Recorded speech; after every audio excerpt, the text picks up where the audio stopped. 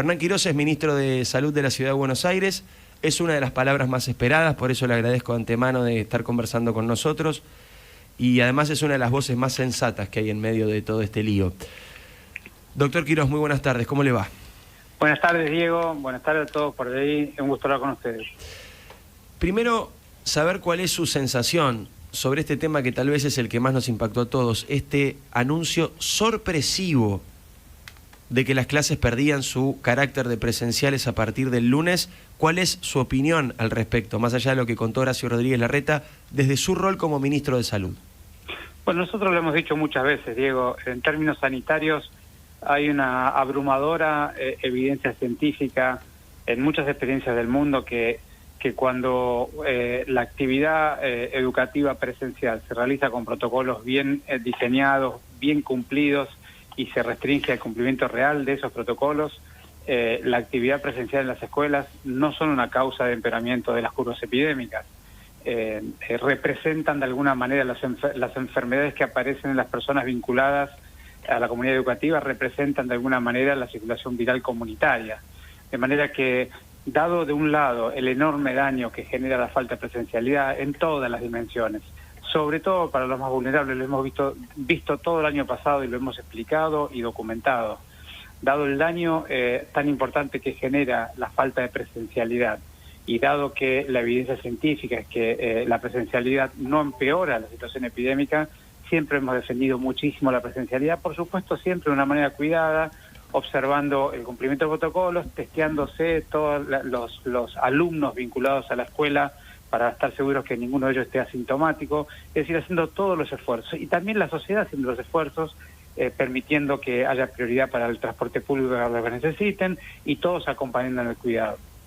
Ahora, ¿cuál es la explicación, Fernán? Porque de alguna manera vamos a intentar hilar o buscar en los argumentos que estuvo intentando dar el gobierno nacional el día de hoy. Decían, es verdad, las escuelas no contagian, pero lo que contagia es el transporte con el cual los chicos van al colegio. O no se contagian los colegios ricos, se contagian los colegios pobres. No entendí por qué, pero es una de las explicaciones que están dando. A ese argumento, ¿cuál es la posición que tienen ustedes en la ciudad? Nosotros lo que hemos documentado que la gran mayoría de las personas que van a la escuela no usan el transporte público porque son de cercanía.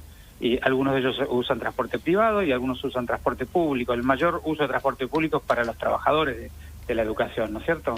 Pero nuevamente, los adultos siempre tenemos más instrumentos para protegernos, para cuidarnos. Y en todo caso nos parece que si hay algún espacio de diálogo sobre cómo hacer la circulación extraescolar más segura, lo que hay que trabajar es allí, en mejorar ese proceso, ¿no?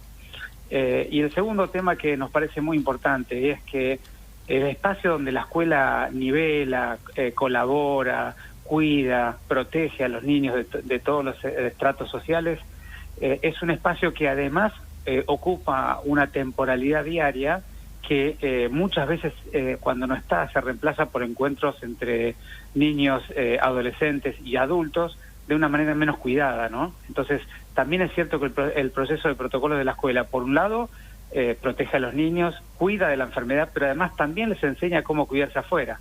De modo que la verdad es que creemos que es una medida que hay que rever, que hay que volver a discutir y que nosotros tenemos que insistir en que la presencialidad es indispensable para los niños y además colabora en todo este proceso del cuidado de la pandemia.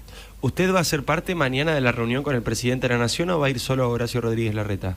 Aún no lo sé, Diego, con toda honestidad. Sé que la reunión ha sido citada, seguramente a lo largo de la tarde se definirán los integrantes, así que no te puedo contestar porque no lo conozco. Pero ustedes van a pedir que el lunes continúen las clases presenciales en la Ciudad de Buenos Aires, ¿eso está definido? Por supuesto es lo que el jefe de gobierno ha dicho y además estamos convencidos que los argumentos, la evidencia científica y la convicción de la enorme mayoría de los porteños tiene que ir en ese sentido. ¿Usted cree que le están haciendo pagar a la Ciudad de Buenos Aires algún desmanejo de la provincia? Mira, yo viste que a mí me gusta siempre focalizar primero en lo más trascendente y lo más importante, ¿no? Y acá lo trascendente e importante es una sociedad que está angustiada, cansada, enojada, con una enorme cantidad de dificultades y problemas. Y nosotros los líderes que estamos circunstancialmente en los gobiernos a cargo de las carteras, lo que tenemos que hacer es comprender esa realidad y cuidar esa posibilidad de diálogo y de construcción de espacios comunes, ¿no? Así que nosotros no quisiéramos hacer interpretaciones que además no tienen más valor que la interpretación de una persona, que en este caso podría ser yo. Lo que nosotros tenemos que hacer es explicarle a la ciudadanía lo que está pasando, los datos que tenemos y cuál es el proceso que vamos a transitar para poder encontrar lugares de acuerdo, lugares de camino común, no solamente entre nuestro gobierno y la ciudadanía porteña, sino también entre nuestro gobierno y todos los gobiernos vinculados con el cuidado de la comunidad. Yo tengo la suerte de compartir Telenoche con Marcelo Bonelli, que ayer dio la primicia de que esto iba a pasar. Cuando él lo dijo nos sorprendió a todos, nadie lo esperaba, él lo anticipó y finalmente ocurrió. Y también de compartir el aire con Nelson Castro, que además de ser un excelente periodista es médico. Y fue el primero en darse cuenta, lo sé porque yo estaba viendo el discurso al lado de él y fue el primero que lo dijo después al aire. Fue el primero en darse cuenta que el presidente había dicho que el sistema de salud también se había relajado y que era culpa de atender otras patologías el estrés que se está presentando en alguno de los sistemas de salud. Le quiero preguntar qué le generó a usted esa frase que ha provocado el repudio de casi todas las asociaciones que nuclean a los médicos en nuestro país.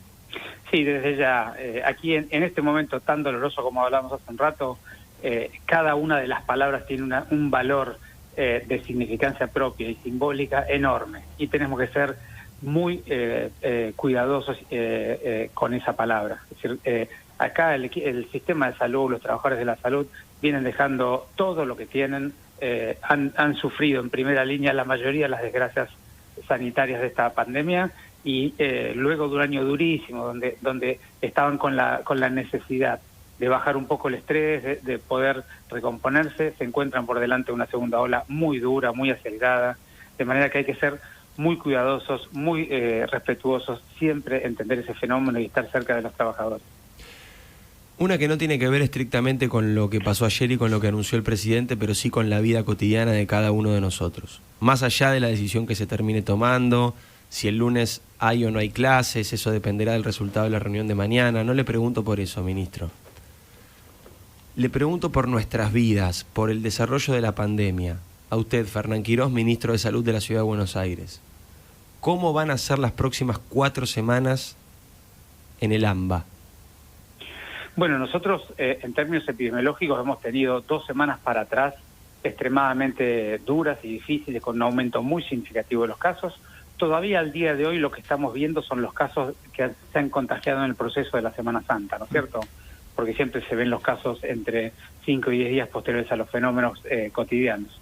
Así que al día de hoy todavía lo que estamos viendo son las consecuencias de una Semana Santa, donde la gente se tomó un respiro, un recreo, mucha gente salió de viaje, mucha gente se encontró socialmente en diferentes lugares del AMBA, y eso es lo que estamos viendo hoy. Lo que nosotros apostamos es que con las medidas del viernes anterior, más una ciudadanía que reconstituyó su foco en el cuidado, dado lo que ha visto que está ocurriendo y la situación epidemiológica, y que todos estamos haciendo un esfuerzo para cuidarnos más.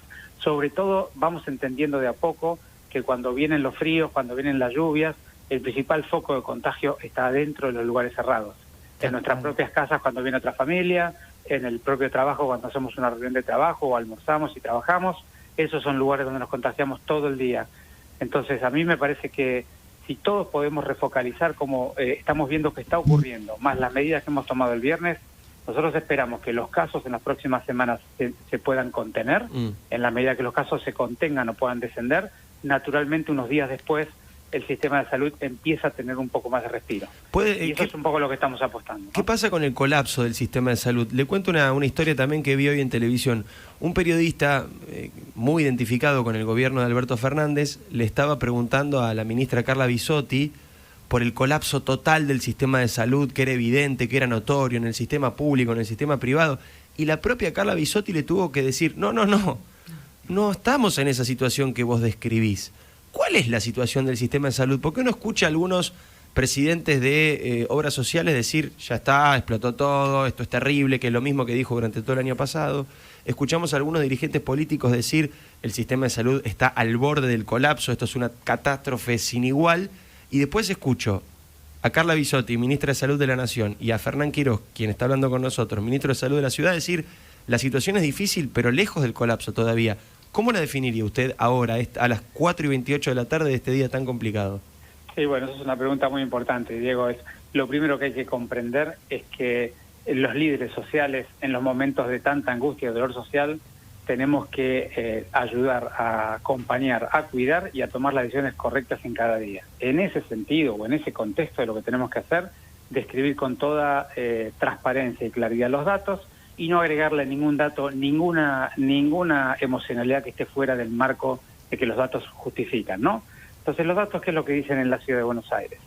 Que tenemos un subsector privado, llamando subsector privado a todo el conjunto de la seguridad social, los privados, los hospitales nacionales, los hospitales universitarios. Todo ese subsector privado tiene una capacidad de atención de camas que el año pasado, en el momento más difícil de la pandemia, ya por agosto, habían llegado a tener 650 pacientes en terapia intensiva con enfermedad COVID, más allá de todas las camas de terapia intensiva con otras enfermedades. Y en este momento estamos con 570 camas de terapia intensiva con enfermedad COVID. Es decir, que aún no estamos en los márgenes o en los grados que tuvimos el año pasado. La dificultad de este año, que lo hace más difícil, es que al momento de la aparición de la enfermedad, que fue muy acelerada, estos casos que hemos tenido, los hospitales y clínicas estaban con mucha ocupación de terapia intensiva porque estaban resolviendo otro tipo de patologías. Entonces aquí tenemos unos días o esta semana aún de muchas pacientes que están siendo cuidados y requieren completar su cuidado para poder seguir de alta con otras patologías y no han liberado toda la capacidad que el sistema tiene para atender pacientes COVID, y esa es la dificultad, por un lado. Pero esto se va a normalizar, ministro, supongo. Digamos, normalizar es una palabra un poco fuerte, pero seguramente la recomposición del sistema para la semana que viene, pudiendo dar de alta aquellas situaciones, va a hacer que el sistema esté totalmente dedicado al problema del COVID, y eso va a permitir trabajar de una manera un poquito más, con menos angustia, con menos tensión. Esa es la realidad del sector privado. Y el sector público, el fenómeno se observa de la misma manera, pero además el sector público, vos sabés que tiene un poder, una potencia histórica muy grande, y nosotros estamos en un plan de expansión sistemática, de manera que cada semana que pasa por delante vamos ampliando cada vez más su capacidad, vamos acompañando la curva de otra manera, y también te tengo que decir que tenemos un equipo de salud y unos trabajadores que están poniendo todo su esfuerzo en el cuidado de esta situación, ¿no? Ministro, lo saluda Karina, y le quiero decir algo. No sé, por ahí ya lo sabe o ya alguien se lo dijo. Usted siempre transmite mucha tranquilidad cuando habla desde lo personal. Se viven momentos muy complicados. Las que somos mamás que trabajamos juntas acá en la radio, estamos muy angustiadas por los chicos. A mí me gustaría, apelando a esa claridad que siempre tiene y que mantiene como las tormentas, no sé cómo hace, pero cuando, no sé, lo veo en algún programa y hay fuegos cruzados, siempre se lo ve sosteniendo la calma. Me gustaría que nos dé un mensaje, nos escucha mucha gente, para ver cómo hacemos para seguir conviviendo con esto que va a ser largo, duro, pero para no tratar de perder la esperanza, porque les soy sincera, por momentos te dan ganas de irte a no sé a dónde, igual ya no hay lugar donde escapar. Te agradezco mucho el comentario, Karina. Las personas que estamos en estos procesos tan difíciles a cargo, tenemos que correr nuestra presencialidad, nuestra subjetividad, correr nuestro interés individual y ocuparnos del proceso colectivo. Y en esa tarea, que es una tarea cotidiana de aprendizaje, de esfuerzo también de todos nosotros, lo que tenemos que saber es que esta pandemia es un desastre no solamente sanitario, sino humanitario en toda la tierra, en la Argentina y en la Ciudad de Buenos Aires, y ese desastre lo puedes pasar de muchas maneras, pero la mejor manera de pasarlo es intentando comprender la diversidad, la multiplicidad de miradas y sobre todo que cada uno de nosotros como ciudadanos importamos. No importa lo que pensamos, a quién votamos, todos importamos. Entonces la cuestión es, primero, empatizar y entender lo que cada uno está pasando, que como bien decís vos, tiene múltiples facetas, porque algunos tienen dificultades enormes, sanitarias, otras económicas, otras emocionales, pero todos lo están pasando muy mal y nadie tiene la verdad revelada, por eso es tan importante el diálogo y la cooperación, ¿no? Entonces, en el proceso de dolor, de dificultad de tránsito que nos queda por delante, que, en ese proceso de tránsito lo que tenemos que hacer es encontrar lugares donde podemos entendernos, respetarnos, empatizar sobre lo que nos pasa y sobre todo ponernos de acuerdo. Y ponernos de acuerdo en cosas muy importantes, que es todos tenemos que hacer algún esfuerzo, pero nadie es quien para decirle cuál es el esfuerzo que debe hacer el otro, porque cada uno de nosotros puede hacer un esfuerzo único, individual, que depende de nuestra historia, de nuestra situación, de nuestro contexto. Entonces el camino para las semanas que nos quedan por delante, que esperemos que no sean tantas, pero van a ser duras sin ninguna duda, es cada uno de nosotros debería reflexionar individualmente y colectivamente en qué podemos aportar cada uno. Y al menos lo primero que podemos aportar todos es respeto y entendimiento del otro, ¿no? En ese espacio, viendo quiénes se pueden cuidar evitando exponerse, quiénes pueden aportar ayudando a cuidar a alguien que necesita ayuda, quiénes pueden aportar yendo a trabajar de una manera cuidada y cumpliendo los protocolos, y quienes pueden también cuidarse adentro de su domicilio, de evitar encuentros innecesarios. Todo eso es lo que tenemos que hacer, Karina. Y si todos lo hacemos, no solamente vamos a pasar mejor este dolor, sino sobre todo vamos a construir una sociedad diferente. No podemos seguir con las mismas dificultades sociales que venimos arrastrando hace décadas, aproximando un dolor social tan grande, tan doloroso y tan sistémico para todos los ciudadanos, ¿no?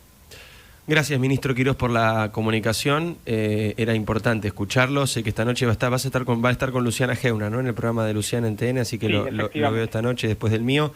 Así que bueno, gracias por su tiempo, gracias por sus palabras y para explicarnos un poquito y entender un poco el panorama. Por favor, gracias a ustedes por llamar, Saludos a toda la audiencia. Hasta luego. Y ojalá mañana a las 10 de la mañana la reunión sea con sensatez y se revise esta decisión que tanta conmoción ha generado. 4:35, perdón por